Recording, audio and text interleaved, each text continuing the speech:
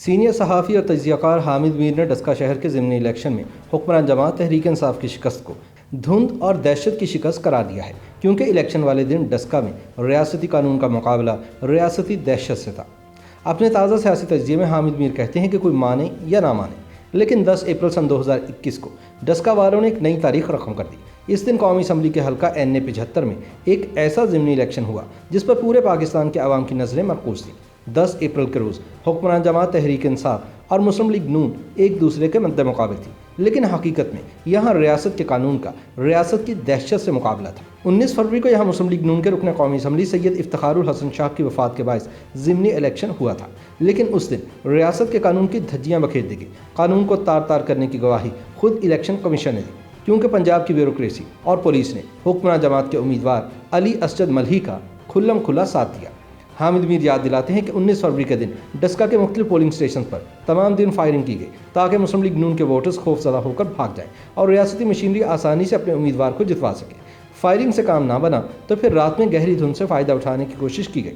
20 سے زائد polling station کے پریزائڈنگ افسران کو ایک جگہ اکٹھا کر کے انتخابی نتائج تبدیل کیے گئے اور حکمران جماعت کے امیدوار علی اسجد ملہی نے خود ہی اپنی کامیابی کا اعلان کر دیا، لیکن الیکشن کمیشن نے نتیجہ روک لیا اور یہ تحقیق کی کہ 20 سے زائد پریزائڈنگ افسران تمام رات کہاں غائب رہے۔ الیکشن کمیشن کو پتہ چل گیا کہ ان پریزائڈنگ افسران نے نتائج تبدیل کیے تھے، لہٰذا NA 75 میں دوبارہ ضمنی الیکشن کا اعلان کر دیا گیا۔ حکمران جماعت نے ایک طرف الیکشن کمیشن کے فیصلے کو سپریم کورٹ میں چیلنج کیا اور دوسری طرف وزیر اعظم عمران خان نے الیکشن کمیشن کے خلاف ایک تقریر کر دی۔ پاکستان کی تاریخ میں پہلی دفعہ ایک وزیر اعظم نے الیکشن کمیشن پر دھاندلی کا الزام لگایا۔ سپریم کورٹ میں حکومت وقت نے الیکشن کمیشن کو جھوٹا ثابت کرنے کی کوشش کی، لیکن آخرکار حکومت وقت ہار گئی اور سپریم کورٹ نے NA 75 میں ضمنی الیکشن دوبارہ کرانے کا فیصلہ برقرار رکھا۔ حامد میر کہتے ہیں کہ اگر 10 اپریل کو NA 75 میں حکمران جماعت کے علی اسجد ملہی جیت جاتے تو الیکشن کمیشن کی پوزیشن مشکوک ہو سکتی تھی، لیکن صاحبزادہ افتخار الحسن شاہ کی بیٹی نوشین افتخار نے ملہی کو ہرا دیا۔ یہ صرف نوشین کی فتح نہیں تھی، بلکہ الیکشن کمیشن بھی سرخرو ہو گیا اور ریاستی دہشت کے مقابلے پر ریاست کا قانون جیت گیا۔ 10 اپریل کو ڈسکا میں دھند نہیں تھی، لیکن اقتدار کے نشے میں مست کچھ طاقتور لوگوں کے ذہنوں پر بدستور دھند چھائی ہوئی تھی۔ انہوں نے ایک دفعہ پھر اسلحے کی نمائش کے ذریعے اپنی دہشت قائم کرنے کی کوشش کی، لیکن ناکام رہے۔ حامد میر کے مطابق اس میں کوئی شک نہیں کہ 19 فروری کو ہونے والی ریاستی دہشت گردی کے باعث ڈسکا میں خوف و ہراس کی فضا قائم تھی اور 10 اپریل کو بہت سے لوگ اسی خوف کے باعث ووٹ ڈالنے کے لیے گھروں سے نہیں نکلے، لیکن جو لوگ گھروں سے نکلے انہوں نے دھند اور دہشت دونوں کو شکست دی۔ دھند اور دہشت کو شکست دینے پر ڈسکا کے بہادر لوگ مبارکباد کے مستحق ہیں۔ ڈسکا ایک تاریخی شہر ہے جو گوجرانوالہ اور سیالکوٹ کے درمیان واقع ہے۔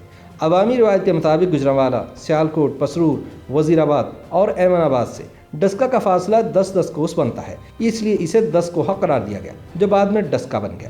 حکومتی ترجمانوں کا کہنا ہے کہ ڈسکا کی نشست تو پہلے ہی مسلم لیگ نون کے پاس تھی۔ مسلم لیگ نون نے ضمنی الیکشن جیت کر اپنی نشست کو برقرار رکھا ہے تو کوئی کمال نہیں کیا، لیکن حامد میر کہتے ہیں کہ حکومتی ترجمان کچھ بھی کہیں، عام لوگ جانتے ہیں کہ ڈسکا میں اصل مقابلہ نوشین افتخار اور علی اسجد ملہی کا نہیں، بلکہ نواز شریف اور عمران خان کا تھا۔ عمران خان مرکز اور پنجاب میں حکمراں ہونے کے باوجود ہار گئے اور نواز شریف جلا وطن ہونے کے باوجود جیت گئے۔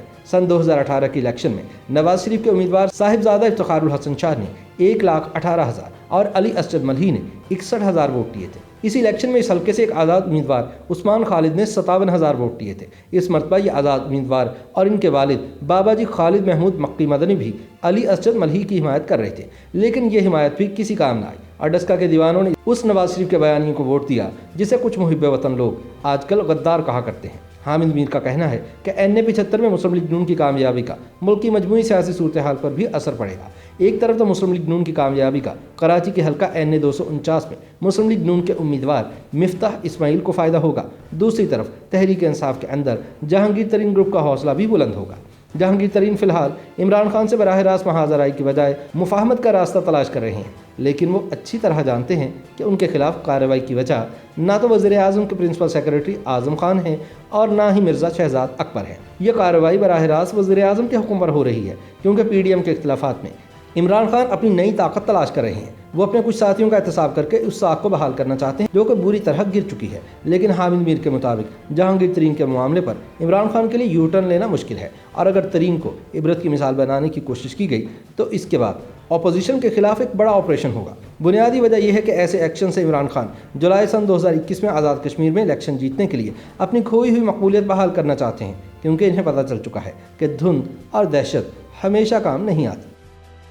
YouTube पर गूगली न्यूज देखने के लिए youtube.com की सर्च बार में गूगली न्यूज टीवी टाइप करें। गूगली न्यूज के पेज पर सुर्ख रंग के सब्सक्रिप्शन वाले बटन पर क्लिक करना ना भूलिए। YouTube पेज पर अपलोड होने वाली वीडियोस से बाखबर रहने के लिए बेल आइकन पर क्लिक कीजिए। आपको हर नई वीडियो के बारे में नोटिफिकेशन मौसूल हो जाएगा।